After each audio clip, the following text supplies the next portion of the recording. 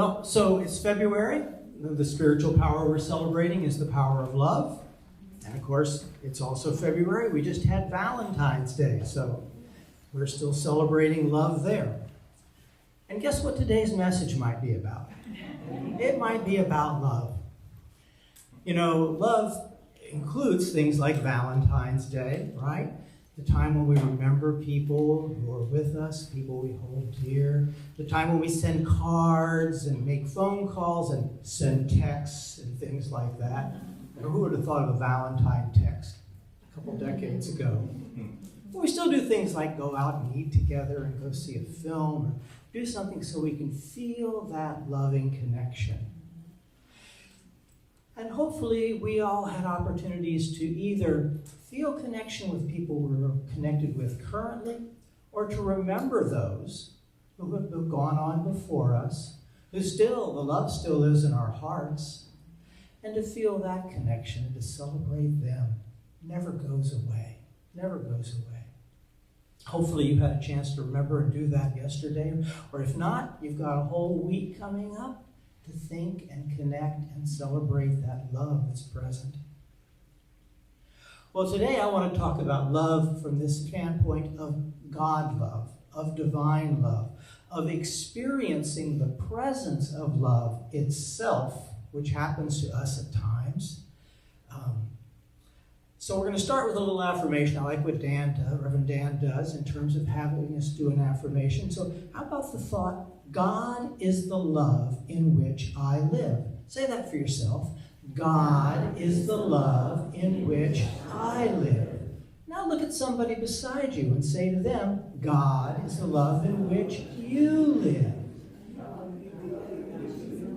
And look at somebody else and say, God is the love in which you live. Now try, God is the love in which we live. Together? God is the love in which we live. Connected together all the time, 24/7. We remember that.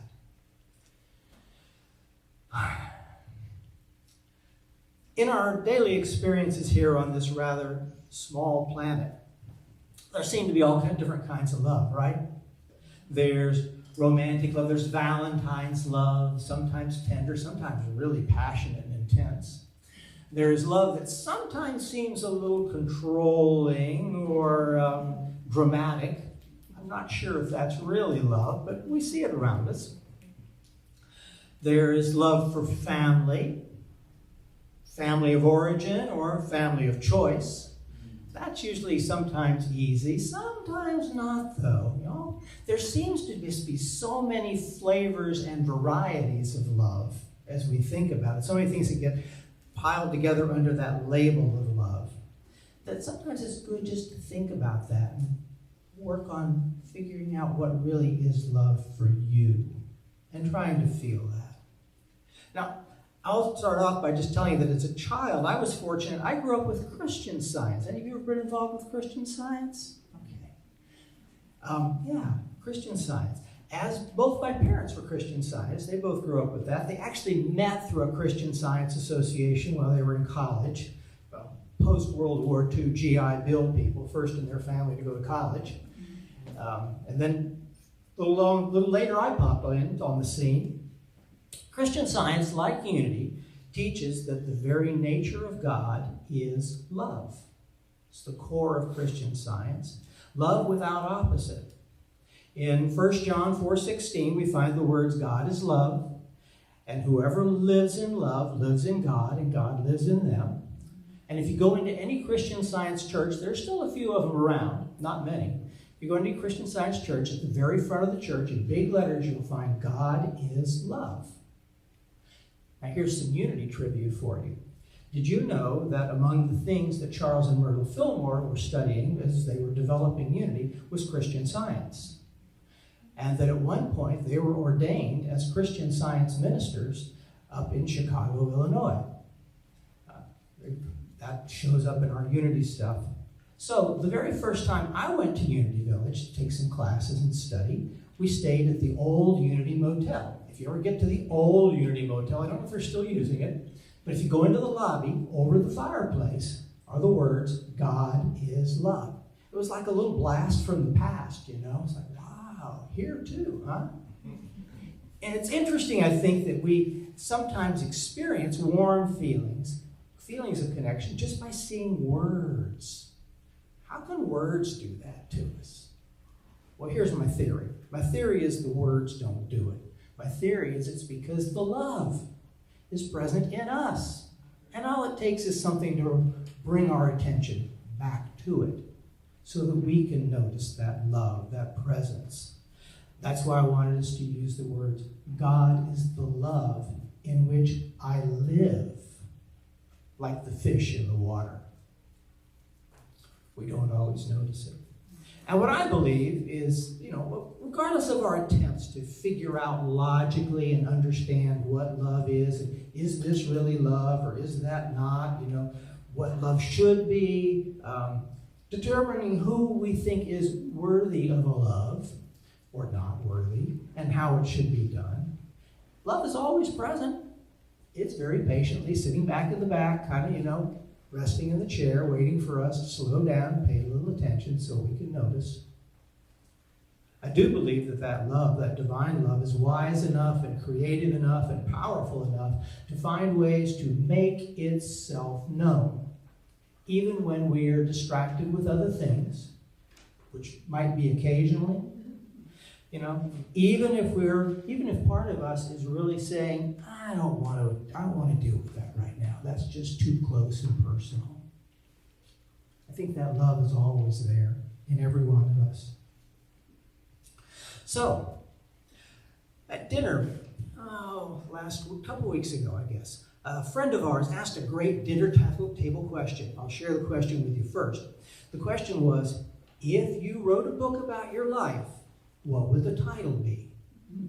How's that for a dinner table question? If you wrote a book about your life, what would be the title? Well, I was busy working on this talk at the time. I knew I was going to be talking and thinking about things. Of course, I had about 5 hours worth of things to share.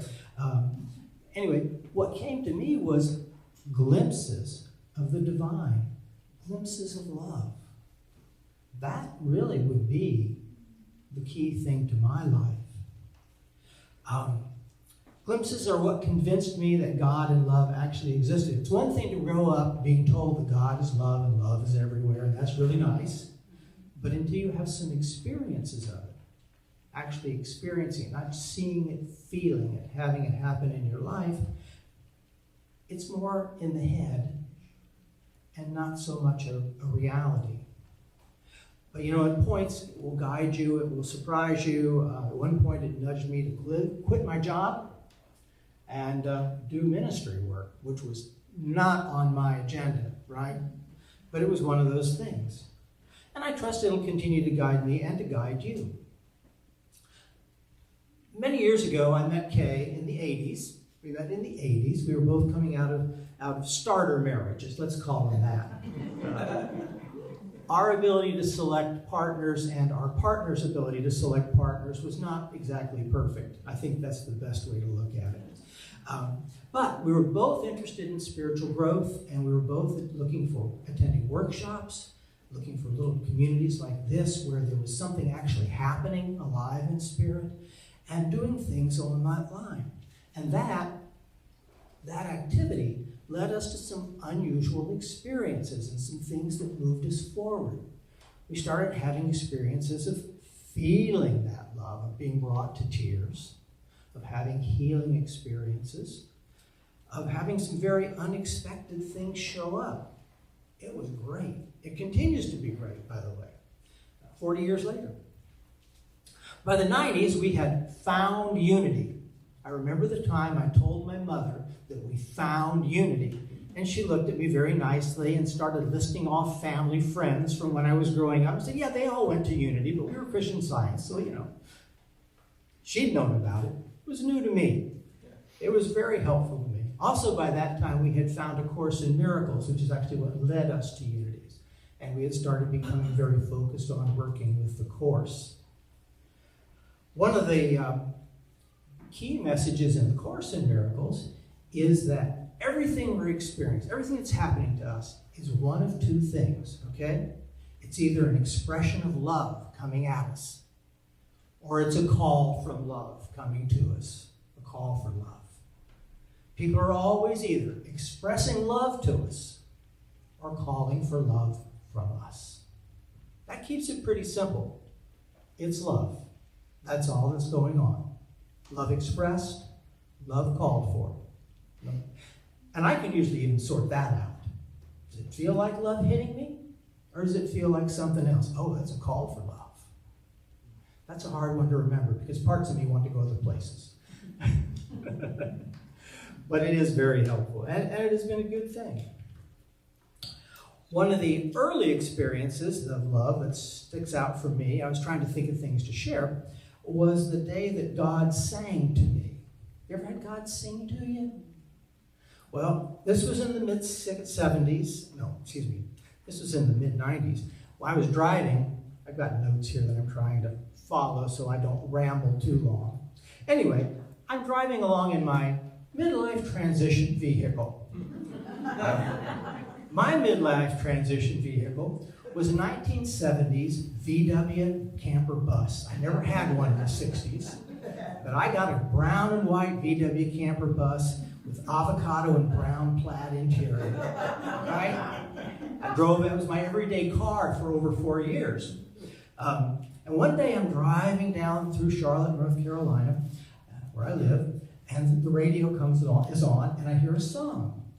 And it's a familiar song. I knew it. It's an old Beatles song called I Will.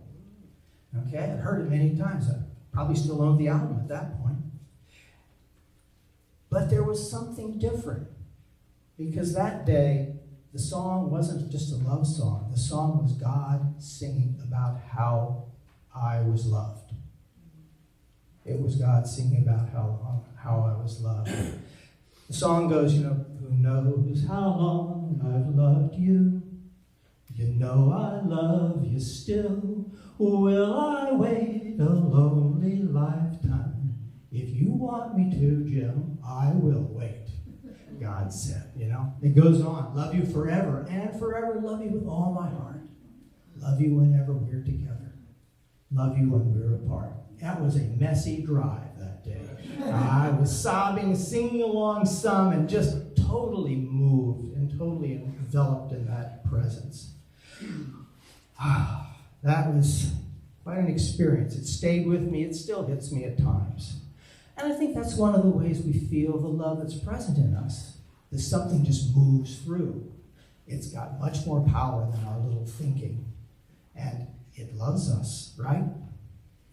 So that is what led me to what I call an experience of big love. And I use the term big love as a nod to a meditation teacher that I really liked. Suzuki Roshi, Shunryu Suzuki, who wrote you've probably seen a little thin book called Zen Mind, Beginner's Mind. I was never a totally Zen guy, but I love the book because Suzuki talks about our minds as either being small mind or big mind. Small mind being our, the common thoughts that flow through every day, all the time, about me and this and that, the value and do, about personalities, preferences. Small mind, the stuff that keeps us busy. Big mind being God mind, being the mind that meditation and stillness can take us into, where we can experience things that don't change, things that are always the same, the love that is constantly present.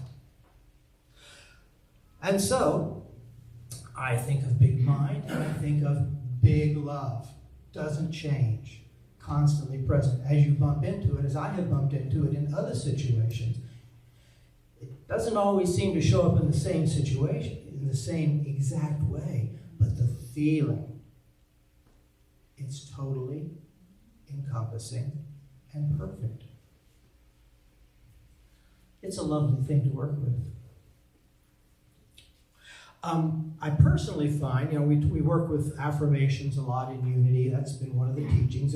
It came from Christian Science. I have my grandmother's old Christian Science affirmation cards, from when she was a practitioner. But the affirmations are great, and they work. But here's the one thing I've discovered. If we can pair love along, or gratitude, or deep devotion, along with the affirmations suddenly take on a whole new life. Because we are connected with that part of gratitude, of devotion to the source. I love devotional singing. I thank Jennifer and Michael for the music here, and I thank the rest of you guys that cover or sing along when they're not singing. It's part of why this community resonates with my heart. You know, I'm a guy who, give me a devotional song to sing or something along that line. I sing Sanskrit chants too, you know, which is, you know, Hare Krishna, yay God, you know, which is basically what it is. And yay God who watches over us. That's one of those aspects. So things like that move me and help me get past all the small thinking, all the small-minded chatter. You know about small-minded chatter. Go sit in your car and drive for 2 minutes. It'll start right up. You'll hear the dialogue. And so my goal today is just to remind us and nudge us to pay attention, to go beyond the small mind, and to move into that bigger mind, that big love that's always present. You might, if you take a little time, be able to think back to times in your life, maybe recently, maybe a long time ago, when you've had one of those God-love experiences. When something has just, without any control, any effort by you, has just enveloped you in love. Maybe just for a short time, maybe a long time ago, and maybe the small thoughts have piled on top of it, you know? That's one of the things I learned early on. If I didn't keep up with what's happening, I should actually make notes in the back of a book of God, of evidence on behalf of God, which were the little experiences, because I would forget them. When I read them, I was like, oh, wow, yeah. It only lasted a couple of minutes, but maybe not even a couple of minutes. That had nothing to do with it. But it was that presence. And by connecting with that and remembering that, I can move back into those places where I can connect more deeply with the presence and the Spirit of God in me. We all have a desire to do that. We all have the ability to do it. One of the ways we can do it, and one of the ways we can make it easier for us to connect and to remember, is to extend love to the people around us, whether we think they deserve it or not. To remember that, to extend love not just in our actions, in our words, but in our thinking about them. To send that on out. Because, of course, what we focus on grows and shows up more and more and more in our lives. I think right now, the way the world is going, that's a really important thing to remember. You know, just because you don't notice the love out there, just because you don't see the goodness and the godness present in somebody, doesn't mean it's not there. You know, I like how Reverend Dan sometimes reminds us, you know, that God, or in this case I'll say love, has never gone anywhere. We're the ones that go off, wandering off for a walk sometimes. And we're going, where is it? You know? But, you know, that's okay. Don't worry about it. God and love won't forget us, won't leave us behind. We are running along today. I hope that's not a problem for folks. I'm looking at the clock. I was taught to be good with clocks. I'm going to share with you two things. After 40 years of studying and meditating and trying to figure out what the heck is going on, I have the answer. You ready? It's 2 sentences. The second one's really short. Here's my personal theology I have developed. There is a whole lot more going on here than we have any idea about. And it's friendly. That's what I say to people out in the community. I say it's a lot more going on than we have any idea. It's friendly. It's not actually friendly. It loves us. It's nothing but love. Absolutely nothing. Absolutely. And it's a love that's both very powerful, very intelligent, and very tender. You know that when you bump into that love. I bumped into it last week trying to read something with some friends, and it was like, oh, it was, but it was great. You learn to cry, and that's okay. That's sacred tears. Well, I'm going to share with you two things. I'm going to share a short reading from a daily lesson from A Course in Miracles, just as kind of a little thought, and then we'll go into an affirmation, and then we'll get on with the service. Course in Miracles gives us a thing similar to the Daily Word. It gives us 365 daily lessons. Each one has an affirmation, and then it has a written part, often much longer than the Daily Word. So we run into that. But anyway, here's the beginning of one. The thought for the day was, I feel the love of God within me now. I was meditating on that some for the last few weeks. I feel the love of God within me now. You might want to close your eyes, you can, or just listen to this. It reads, there is a light in you that the world cannot perceive. And with the world's eyes, you will not see this light, for you are blinded by the world. Yet you do have eyes to see it. It is there for you to look upon. It was not placed in you to be kept hidden from your sight. This light is a reflection of the thought we practice now. I feel the love of God within me now. To feel the love of God within you is to see the world anew, shining in innocence, alive with hope, and blessed with perfect charity and love. I feel the love of God within me now. So it is. All right. I believe we have an affirmation slide here because I want to always close with an affirmation.